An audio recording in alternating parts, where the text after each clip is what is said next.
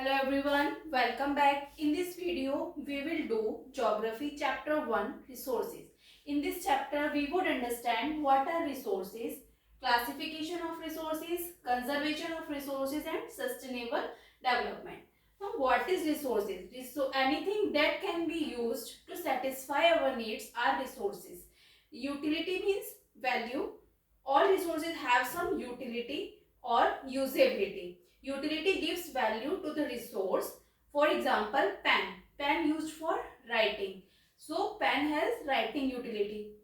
For example, mango. Mango has economic utility and as well as nutritious utility for us.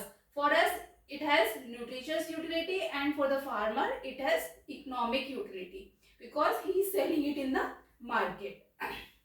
Does the value of the resource remain the same for all the time? No. Its value has changed. Value of the resource does not remain the same. Time and advancement of the technology can change the value of resource and create new resources. For example, water. कोई भी चीज है उसकी जो value है वो time और advancement of technology के साथ चेंज होती है, वो हमेशा सेम नहीं रहती. For example water.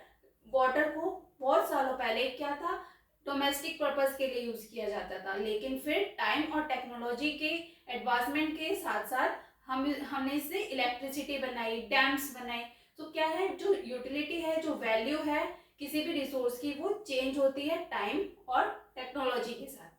अब बात करते हैं classification of resources. What classification of resources, 3 types के रिसोर्सेज है. Natural resources, human made resources and human resources.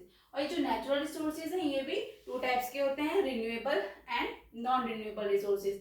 Natural resources are those जिन्हें हम डायरेक्टली नेचर से लेते हैं और विदाउट एनी मॉडिफिकेशन के हम यूज कर पाते हैं. For example mango. मैंगो को हम डायरेक्टली नेचर से लेते हैं और विदाउट एनी मॉडिफिकेशन के हम उसको क्या कर पाते हैं, यूज कर पाते हैं. एंड ये 2 टाइप्स के होते हैं, renewable and non renewable resources. Renewable resources वो होते हैं जो समय के साथ रिन्यू हो जाते हैं, जल्दी रिन्यू हो जाते हैं, उन पर कोई खास इम्पैक्ट नहीं पड़ता अगर हम उन्हें यूज करें तो. For example solar energy, wind energy. And non renewable resources are those जो जल्दी से रिप्लेनिश नहीं होते, जल्दी से रिन्यू नहीं हो पाते हैं, उसको प्रोसेस लगता है सालों का. For example coal, petroleum. ठीक है. फिर आता है human made resources. Human made resources are those जो हमें नेचर से तो मिलते हैं लेकिन उन्हें यूज करने के लिए हमें एक प्रोसेस से गुजरना पड़ता है, उन्हें मॉडिफाई करना पड़ता है ह्यूमंस के द्वारा और फिर वो एक यूजेबल सब्सटेंस में कन्वर्ट होते हैं, ट्रांसफॉर्म होते हैं. For example iron ore. Iron ore हमें नेचर से मिलती है, then we converted into iron to use it in our lives.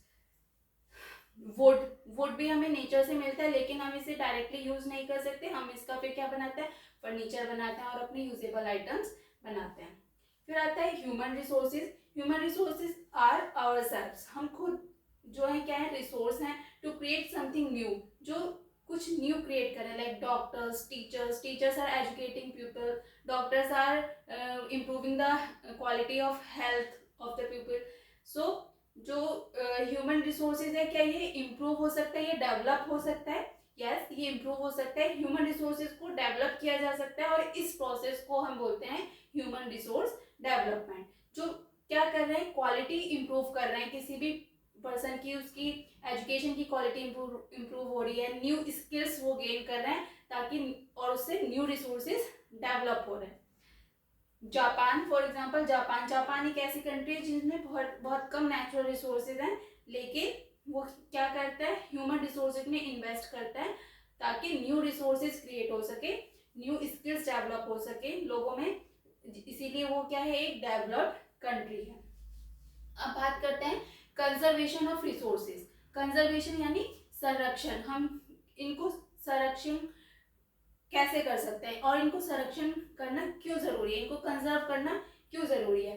क्योंकि रिसोर्सेज आर लिमिटेड. जो रिसोर्सेज है वो कैसे हैं, लिमिटेड है और जो रेट ऑफ कंजप्शन है वो ज्यादा है in comparison to rate of replenishment. यानी कि हम जो कंजम्पशन कर रहे हैं किसी भी रिसोर्स का वो ज़्यादा है रेदर देन उसके जो रिप्लेनिश होने का, रिन्यू होने का जो रेट है उसके कंपैरिजन में। और जो रिसोर्सेज हैं वो क्या हो जाएंगे, एग्जॉस्ट हो जाएंगे और फ्यूचर जनरेशन फिर क्या करेगी, सफ़र करेगी। नाउ क्वेश्चन अराइजेस, क्या should we stop using resources, क्या हमें रिसोर्सेज को यूज़ करना बंद कर देना चाहिए? नो, हमें क्या करना चाहिए, we need to use resources carefully, हमें रिसोर्सेज को केयरफुली यूज करना चाहिए। We should give time to replenish them, उनको रिप्लेनिश होने का, रिन्यू होने का समय देना चाहिए। और सो रिसोर्स कंजर्वेशन क्या है, रिसोर्स कंजर्वेशन का मतलब ये हो गया कि हम रिसोर्सेज को जुडिशियली यूज करें, किफायत से यूज करें, अपनी जो प्रेजेंट रिक्वायरमेंट्स है उनको इस तरीके से यूज करें कि उनको रिन्यू होने का समय मिल सके। और ऐसा हम कैसे कर सकते हैं, it can be done by 3 R's। 3 R's means reduce, reuse and recycle. Now बात करते हैं सस्टेनेबल डेवलपमेंट की।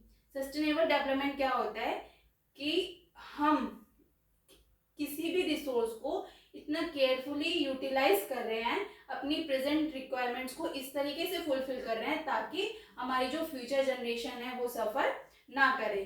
और इसके लिए ब्राज़ील में 1992 में अर्थ समिट हुआ जिसमें एक्शन प्लान्स बनाए गए जिससे कि रिसोर्सेज को जुडिशियली यूज किया जा सके।